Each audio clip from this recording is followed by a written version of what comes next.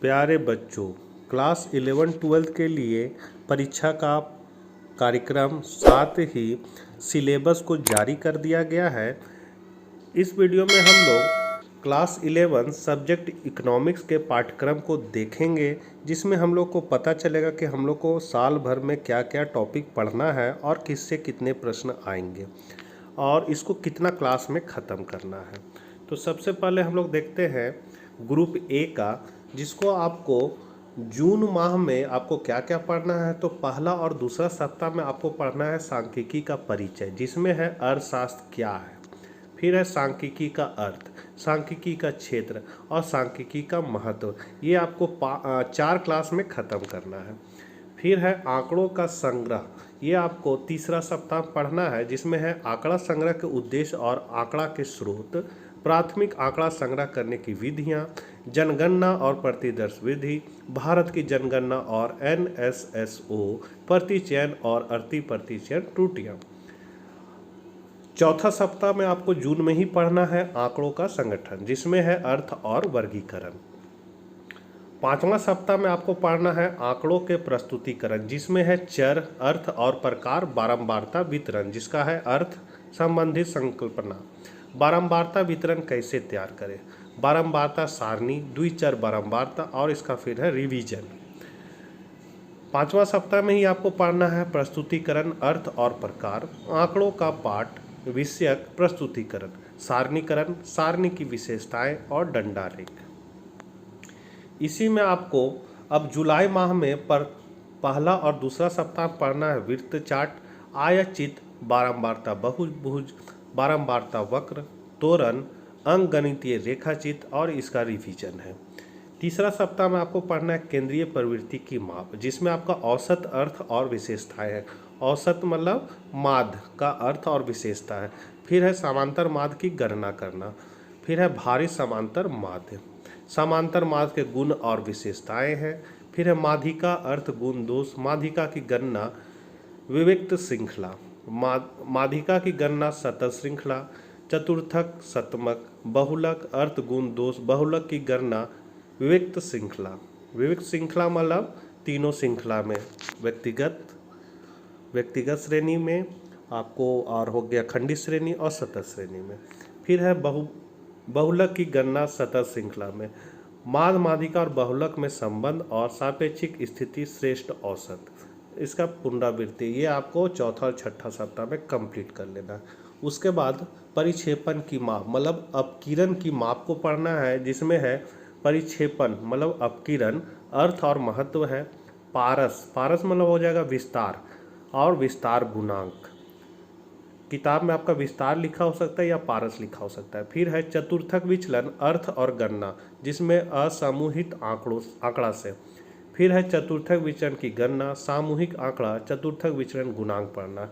फिर है माध्य विचलन, अर्थ, गुण, धर्म, समांतर माध्य से माध्य विचलन की गणना, असमूहित आंकड़ा, समांतर माध्य से माध्य की गणना, समूहित आंकड़ा, माध्यिका से माध्य विचलन की गणना, समूहित आंकड़ा, माध्यिका से माध्य विचलन की गणना, असमूहित आंकड़ा।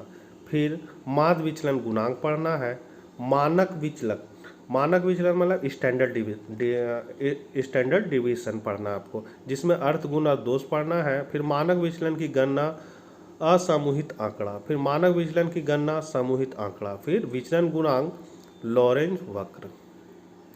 इसके बाद आपको अगस्त में चौथा सप्ताह पढ़ना है सहसंबंध। तो सहसंबंध की परिभाषा, उसका प्रकार को पढ़ना है। सहसंबंध मापने की विधियां हैं, जब प्रकीर्णन आरेख है, कार्ल पियर्सन का सहसंबंध गुणांक, परिभाषा उसका गुण है, सहसंबंध गुणांक की गणना प्रत्यक्ष विधि से, सहसंबंध गुणांक की गणना लघु रीति से। फिर है स्पेयरमैन का कोटि सहसंबंध की गणना, जब कोटि दी हुई है तथा जब कोटि नहीं दी हुई है। फिर है स्पेयरमैन का कोटि सहसंबंध की गणना, जब कोटियों की पुनरावृत्ति हो।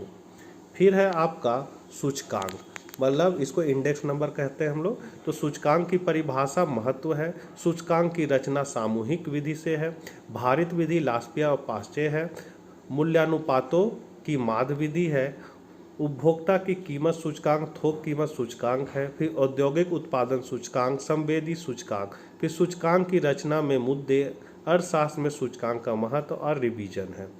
फिर आपको सितंबर में है सांख्यिकी विधियों का उपयोग, परियोजना कार्य अर्थ महत्व, परियोजना के चरण, और फिर लास्ट में है आर्थिक मुद्दों के संबंधित किसी एक मुद्दा पर परियोजना कार्य। ये आपका ग्रुप ए से था। अब ग्रुप बी जो आपका है भारतीय अर्थव्यवस्था का विकास, जिसमें आपका पहला चैप्टर है स्वतंत्रता की पूर्व संध्या पर भारतीय अर्थव्यवस्था, जिसमें आपको टॉपिक है औपनिवेशिक काल के अंतर्गत निम्न स्तरीय आर्थिक विकास, कृषि क्षेत्रक, औद्योगिक क्षेत्रक, विदेशी व्यापार, जनांकीय परिस्थिति, व्यावसायिक संरचना और आधिकारिक संरचना पढ़ना। फिर आपका 5वां सप्ताह में भारतीय अर्थव्यवस्था 1950 से 1990 चैप्टर है, जिसमें आपको पढ़ना है टॉपिक आर्थिक प्रणाली के प्रकार, योजना क्या है, पंचवर्षीय योजना के लक्ष्य। फिर आपको अक्टूबर में ही भारत में पंचवर्षीय योजना का कालक्रम, योजना काल 1950 से 90 में कृषि, योजना काल 1950 से 90 में उद्योग और योजना काल 1950-90 में विदेशी व्यापार को जानना है। दूसरा सप्ताह में आर्थिक सुधार 1991, उदारीकरण, निजीकरण और वैश्वीकरण चैप्टर को पढ़ना है, जिसमें आपका टॉपिक है नई आर्थिक नीति, पृष्ठभूमि, स्थायित्वकारी उपाय, संरचनात्मक उपाय। फिर है उदारीकरण अर्थ उद्देश्य, उदारीकरण औद्योगिक क्षेत्र, उदारीकरण वित्तीय क्षेत्र, उदारीकरण विदेशी व्यापार क्षेत्र, निजीकरण अर्थ निजीकरण के तरीके, सार्वजनिक उद्यम नीतियाँ, नवरत्न, महारत्न। अक्टूबर का तीसरा सप्ताह में आपको पढ़ना है वैश्वीकरण क्या, क्यों, कैसे, विश्व व्यापार संगठन गठन और कार्य है, भारत में नई आर्थिक नीतियों का प्रभाव है, निर्धनता क्या है, निर्धनता रेखा अर्थ और वर्गीकरण है, भारत में निर्धनों की संख्या अंतर्राज्यीय तुलना है, निर्धनता के कारण है और निर्धनता निवारण नीतियाँ और कार्यक्रम है। 5वां सप्ताह में निर्धनता निवारण कार्यक्रम की समीक्षा को पढ़ना है। उसके बाद है आपका भारत में विदेशी पूंजी और मानव पूंजी निर्माण को पढ़ना है, जिसमें टॉपिक है मानव पूंजी अर्थ और स्रोत, भौतिक पूंजी और मानव पूंजी और आर्थिक समृद्धि, मानव पूंजी और मानव विकास, भारत में मानव पूंजी निर्माण की स्थिति, शिक्षा पर सार्वजनिक व्यय, भविष्य की संभावना। आपको नवंबर में पढ़ना है ग्रामीण विकास चैप्टर है, इसमें टॉपिक है आपका ग्रामीण विकास अर्थ और आवश्यकता, ग्रामीण क्षेत्रों में शाखा और विपणन, सहकारी बैंक, कृषि विपणन व्यवस्था, उत्पादक गतिविधियों का विविधीकरण, पशुपालन, मत्स्य पालन और बागवानी, जैविक कृषि आज की आवश्यकता। फिर आपको है रोजगार चैप्टर से पढ़ना है श्रमिक और रोजगार, लोगों की रोजगार में भागीदारी, स्वनियोजित, नियत मजदूर, नियमित वेतनभोगी मजदूर। दिसंबर में ही दूसरा सप्ताह पढ़ना है भारत में क्षेत्रवार रोजगार की स्थिति, समृद्धि और परिवर्तनशील रोजगार संरचना, भारतीय श्रम बल का और अनौपचारिकीकरण। फिर है बेरोजगारी अर्थ प्रकार और उसका रिवीजन है। फिर है आपको तीसरा सप्ताह में आधिकारिक संरचना, जिसमें अर्थ और महत्व है, भारत में आधिकारिक संरचना की स्थिति, ऊर्जा, भारत में आधिकारिक संरचना की स्थिति, स्वास्थ्य, पर्यावरण और धारणीय विकास चैप्टर में पढ़ना है आपको पर्यावरण परिभाषा और कार्य, ओजोन अपक्षयन, वैश्विक उष्णता, भारत में पर्यावरण की स्थिति, प्रदूषण नियंत्रण बोर्ड कार्य। फिर है आपको धारणीय विकास अर्थ और आवश्यकता, धारणीय विकास की रणनीतियाँ और उसका रिवीजन है।